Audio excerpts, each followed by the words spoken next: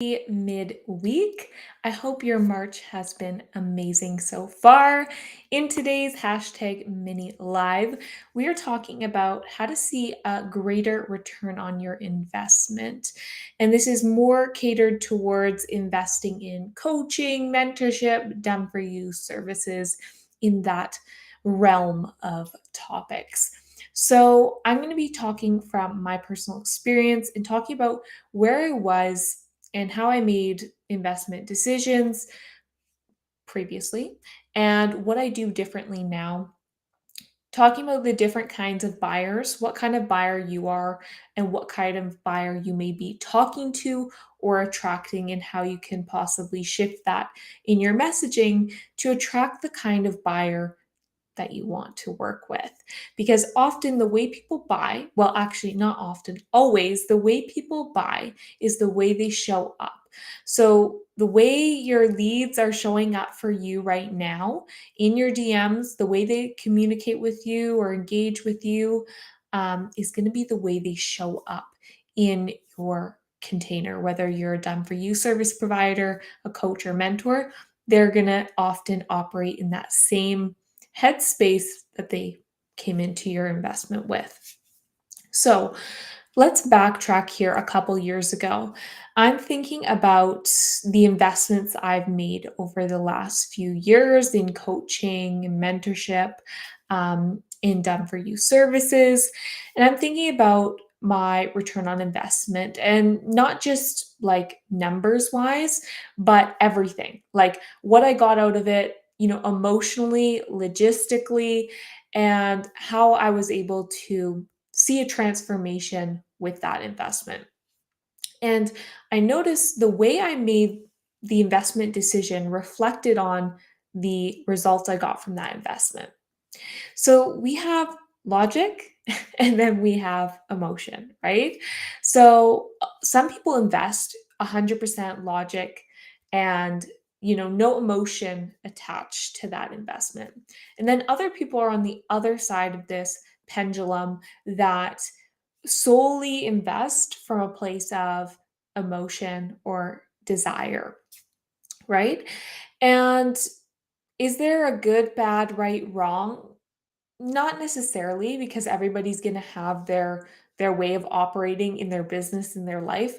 But for myself and my people, we like to marry the two. We like to have reasons, logical reasons to invest, but we also want to consider our emotions and our desire to invest in this thing. And so, what I noticed when I look back at the investments that I saw a great return on investment versus the ones that weren't as impactful for me, it really reflected in the way that I invested. So, I'm thinking back to this would be 2021.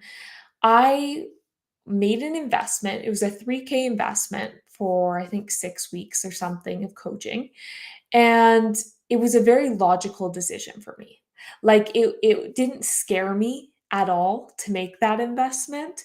Like I was like, yeah, this makes financial sense for me. Like, no worries. I'm not stressed about making this investment.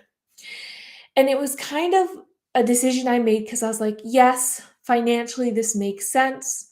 Um, let's just go for it, you know? And I was like, yeah, okay, they're saying they'll help me with this. Okay, that makes sense for my business right now. And I was making the decision 100% logically.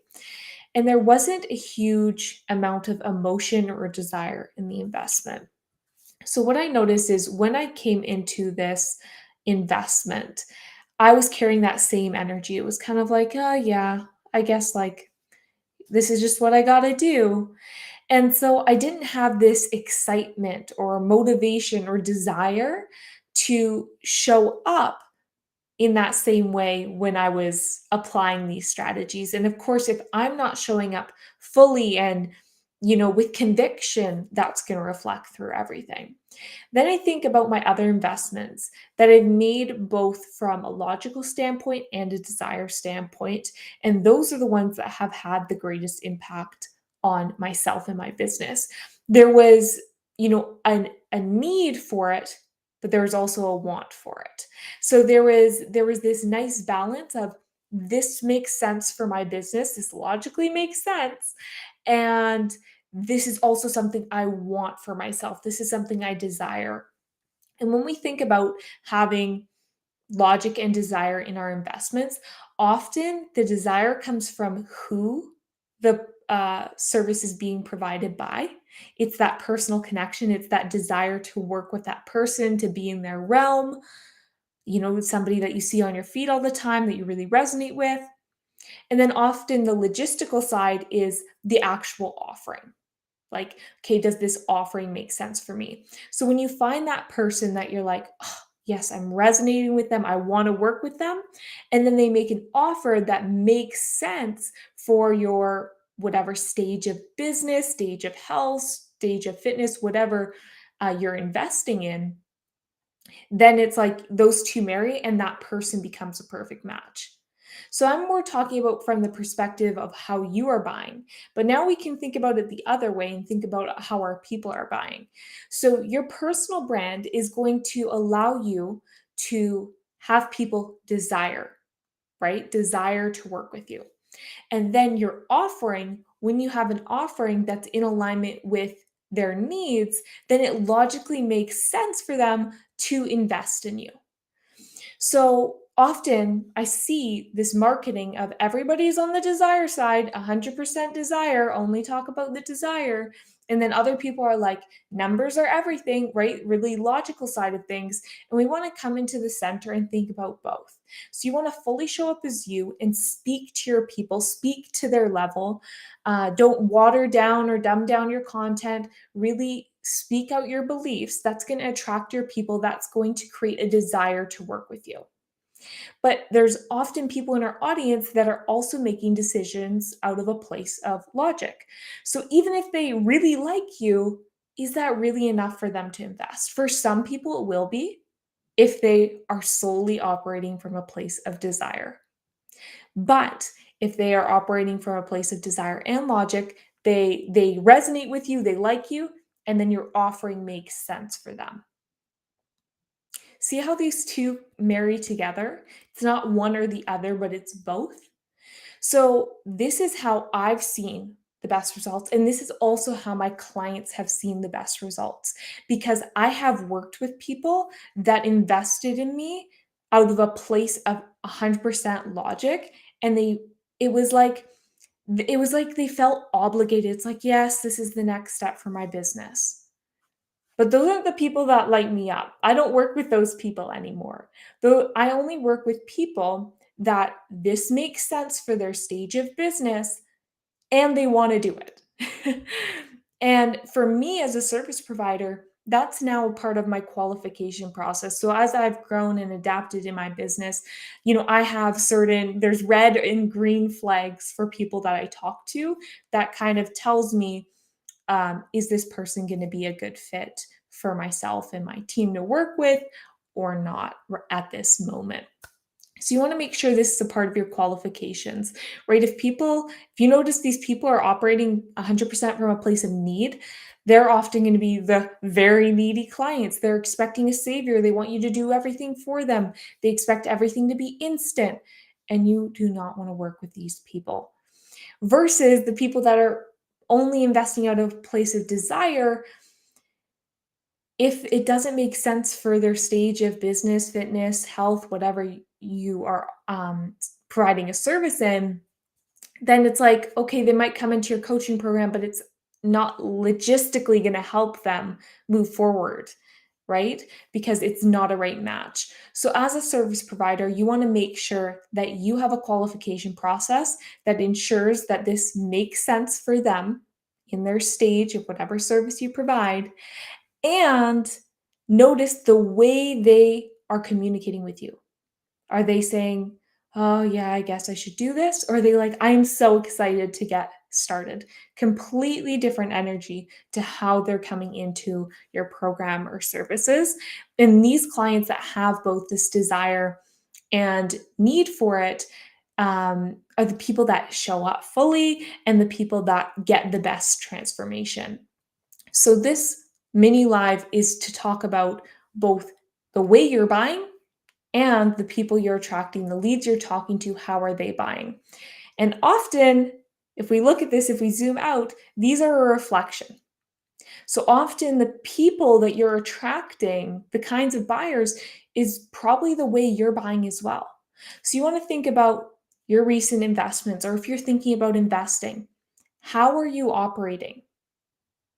Are you on a complete one side of the pendulum, or are you meeting in the middle? Are you making decisions based on that?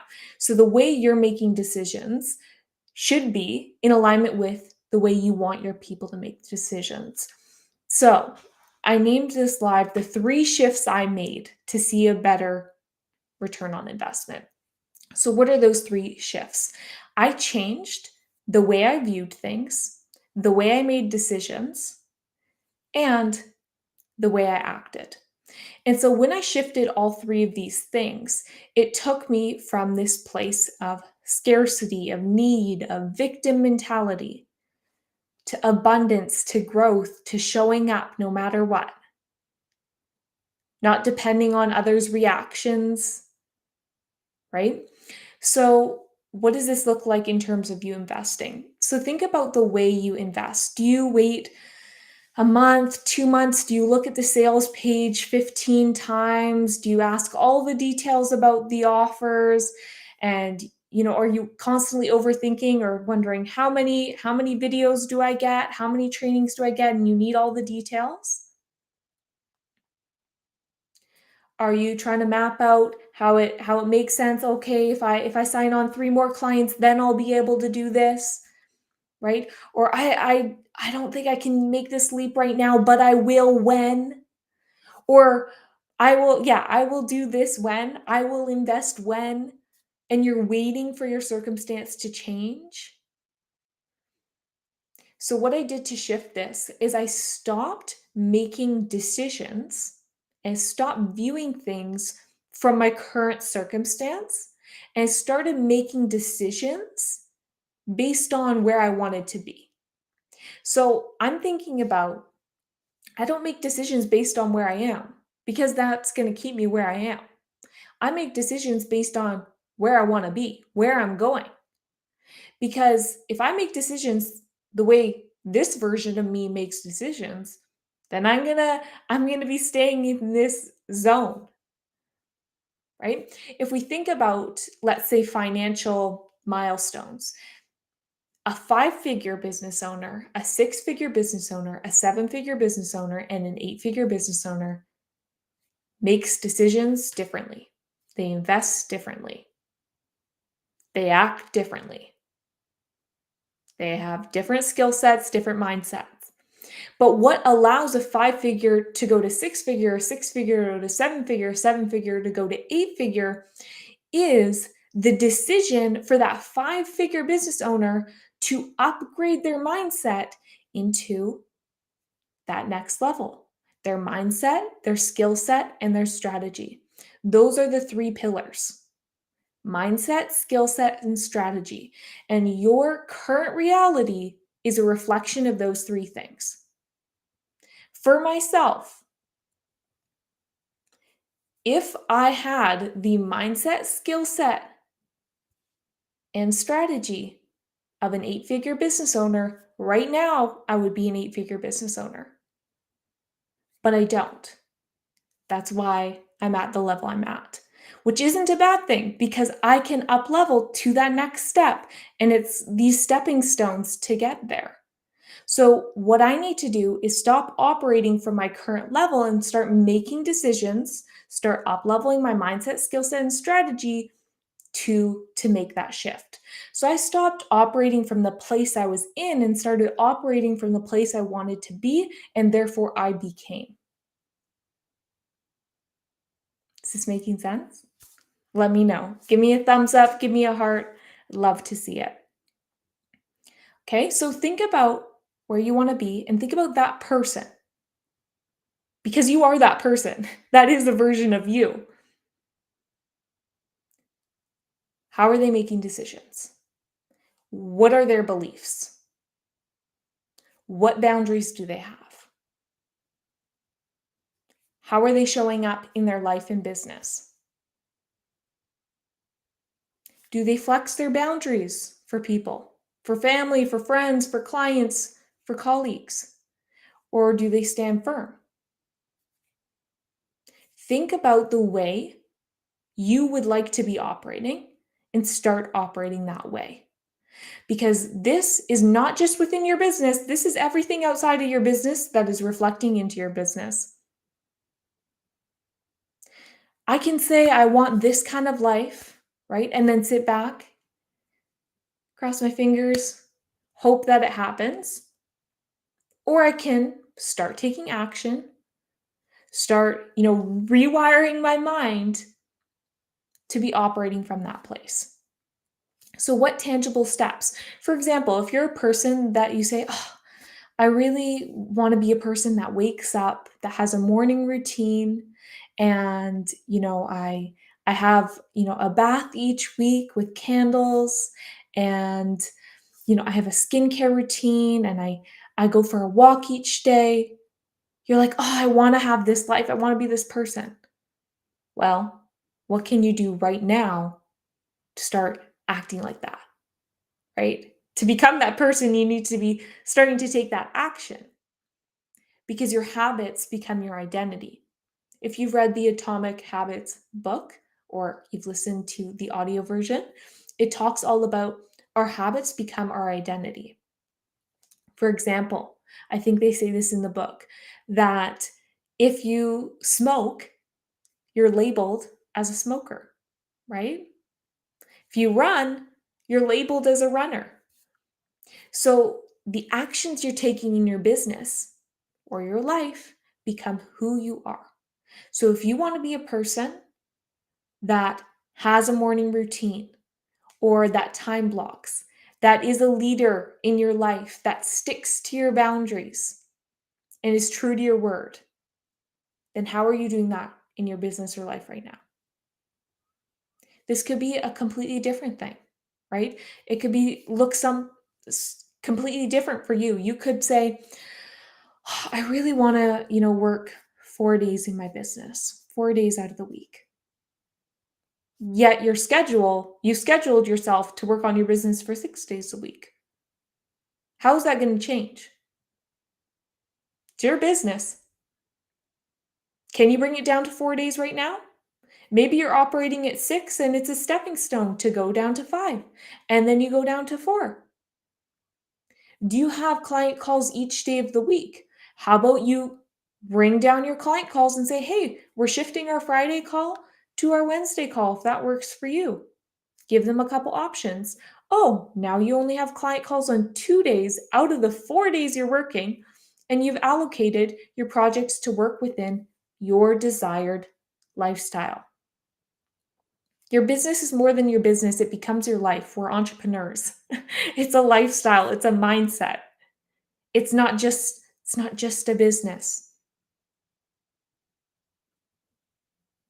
So, what I want you to take away from today's live is that you're the boss. You wear the shoes. You're in control. And ask yourself, am I operating? Am I making decisions? Am I taking action from my current circumstance, based on my current circumstance, or based on where I want to be? Because when I made this shift, completely changed the way I made decisions, completely changed the way I viewed things, completely changed the way I was able to show up, and therefore reflected in my results. I started making these decisions based on where I wanted to be, and then I became. And then I became, and then I thought, what's that next step? I've now become that version of me that I once was desiring. Now what's the next evolution of me look like? Let me know your thoughts, your comments below. I'm streaming to a few places right now.